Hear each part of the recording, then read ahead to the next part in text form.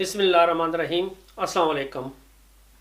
इस वक्त 2021 में जो जर्मनी की आबादी थी वो 83.2 मिलियन थी। इसमें से 5.5 मिलियन लोग जो थे वो मुस्लिम थे, यानी कि जर्मनी में 55 लाख लोग मुस्लिम हैं।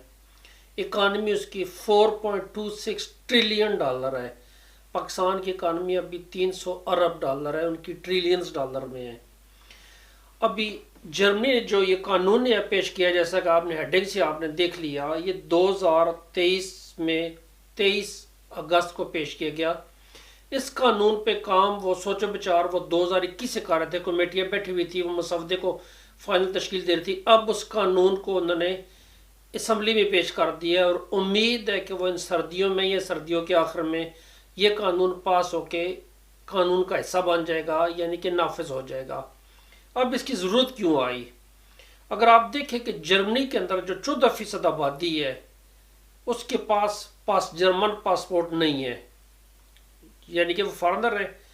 और ये 12 मिलियन से ज़्यादा लोग हैं जर्मनी की पॉपुलेशन के। अब इनमें से जो 5 मिलियन लोग थे, यानी कि 50 लाख लोग 10 साल से ज़्यादा अरसे से जर्मनी के अंदर आबाद हैं। 10 साल से ज़्यादा अरसा हो गया। जर्मन की नेशनलिटी लेने के लिए 8 साल का अरसा चाहिए, लेकिन इनको 10 साल से ज़्यादा अरसा हो गया है। इनमें से भी काफ़ी लोग ऐसे हैं, मतलब 2022 में देखा जाए तो 1 लाख तकरीबन 70,000 लोगों ने अप्रॉक्सीमेटली लोगों ने नेशनलिटी अप्लाई की थी, जो यूरोप में सबसे कम रेशो बनती है नेशनलिटी अप्लाई करने की। तुर्किश लोग जो यूरोप में तकरीबन सन 1960 से आबाद हैं, उसमें से जो मेजॉरिटी जो 40 साल से ज़्यादा लोग जर्मनी में आबाद हैं, उन्होंने अभी तक जर्मनी की नेशनलिटी हासिल नहीं की, क्योंकि जो जर्मन का कानून है वो ये कहता है कि आप जर्मनी में ड्यूल नेशनलिटी नहीं रख सकते।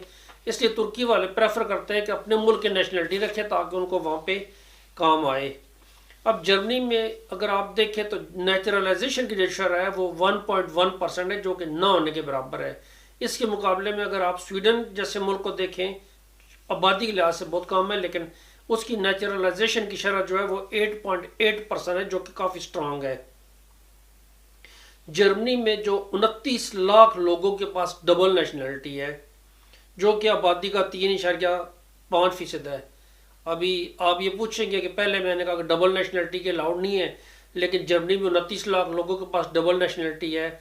तो इसका जवाब यह है कि जर्मनी में जो लोग यूरोपीय यूनियन के सिटीजन्स हैं या स्विट्ज़रलैंड के सिटीजन्स हैं, उनको अलाउड है जर्मनी की नेशनलिटी के साथ वो अपने मुल्क की नेशनलिटी रख सकते हैं।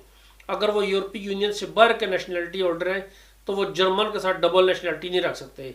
मैं एक मिसाल दूँ, तुर्की, पाकिस्तान, अमेरिका, ये चूँकि यूरोपीय यूनियन से बाहर हैं, इसलिए जर्मन इनको अलाउड नहीं करते कि वो डबल नेशनलिटी जर्मनी के साथ रख सकें। इसलिए जो तकरीबन 29 लाख लोग 2.9 मिलियन बनते हैं, इनके पास डबल नेशनलिटी है, लेकिन आप देखें कि काफ़ी ज़्यादा लोगों के पास, जैसे मैंने पहले बोला, नेशनलिटी नहीं है।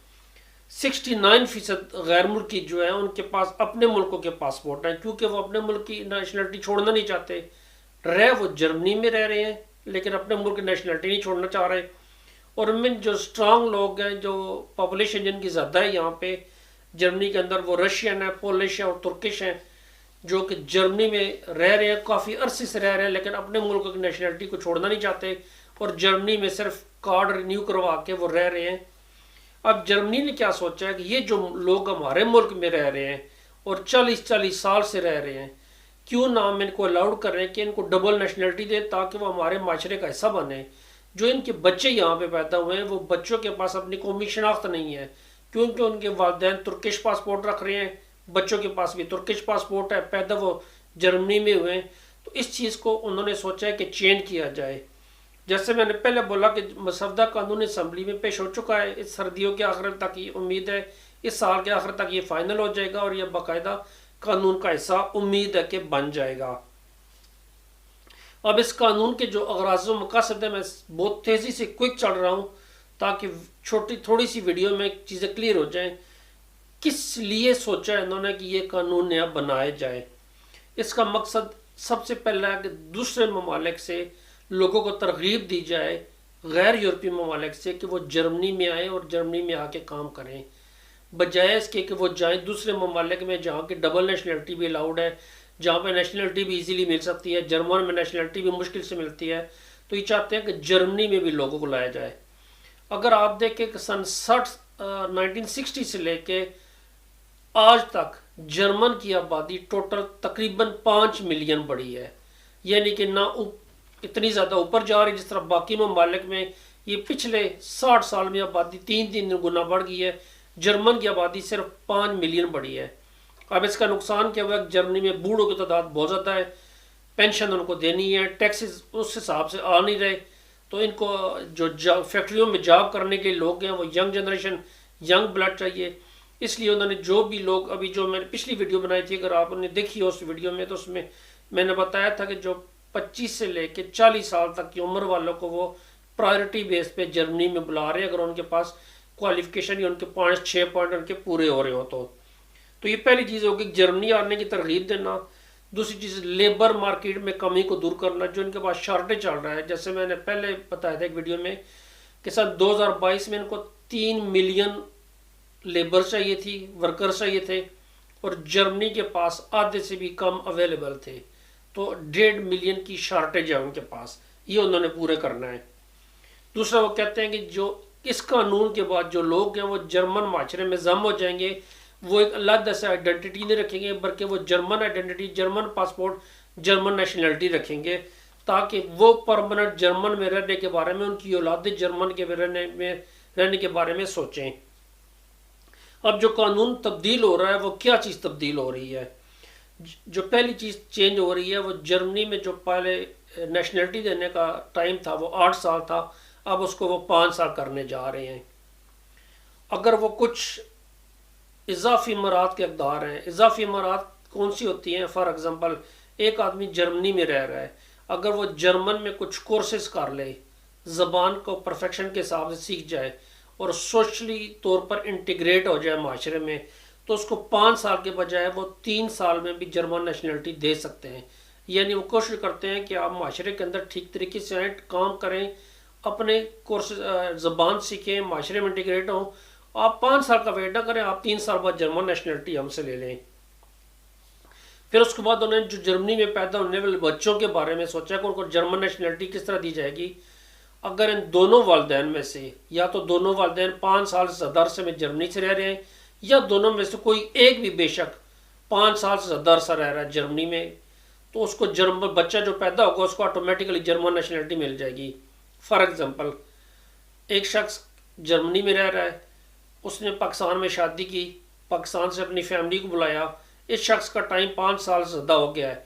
अब जो उसकी फैमिली आएगी, पहले साल जो बच्चा पैदा होगा उसको जर्मन नेशनलिटी मिल जाएगी, क्योंकि सिर्फ वालिद जो है वो 5 साल से ज़्यादा अरसे से जर्मनी में रह रहा है, तो बच्चा नेशनलिटी का ऑटोमेटिकली हकदार हो जाएगा।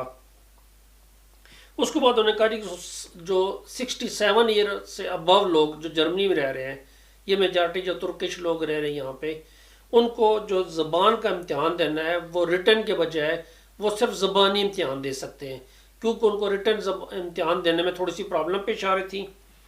उसके बाद ये तो उन्होंने आसानियाँ पैदा की हैं। अब उस कानून में थोड़ी सी कुछ उन्होंने रोक टोक भी रखी। उन्होंने कहा जी जो जराइम पेशा अफराद है, जो जुर्म करते हैं जर्मनी में आके, उन लोगों को हम नेशनलिटी नहीं देंगे, फॉरएवर नहीं देंगे। उसके बाद जो लोग नस्ल परस्ती पे बिलीव करते हैं या नस्ल परस्ती के काम करते हैं या बयान देते हैं, उनको भी जर्मन नेशनलिटी नहीं मिलेगी। जेनोफोबिक जो अफराद हैं, जो कि दूसरे मज़हब के ख़िलाफ़, यहूदी मज़हब, मुसलमानों के, क्रिश्चियन, किसी मज़हब के ख़िलाफ़ वो जो लोग बातें करते हैं, उनको भी जर्मन नेशनलिटी नहीं मिलेगी। जो अतक आमेज़ क्राइम में मुलव्वस हैं, उनको भी जर्मन नेशनलिटी वो नहीं देंगे। जो जर्मन डेमोक्रेटिक सिस्टम के मुखालिफ हैं, उनको भी जर्मनी में नेशनलिटी नहीं दी जाएगी। अब ये थोड़ा सा कानून जो चेंज हो रहा है, उम्मीद है कि इस साल के आखिर तक ये कानून का हिस्सा बन जाएगा और जो जर्मन नेशनलिटी है वो इजीली मिल सकती है। पाकिस्तान से आने के लिए आपको 6 पॉइंट चाहिए। 6 पॉइंट हासिल करके 14 में से आप पाकिस्तान से बसानी यहाँ पे जर्मनी आ सकते हैं। जर्मनी इस वक्त दुनिया में सबसे ओपन हो रहा है इमिग्रेशन के लिहाज से, ताकि लोगों को ज़्यादा से ज़्यादा जर्मनी में बसाया जाए और अपनी इकानमी को बड़ा किया जाए। मेरे लिए दुआ कीजिएगा, अपना ख्याल रखिएगा। अल्लाह हाफिज़, शुक्रिया।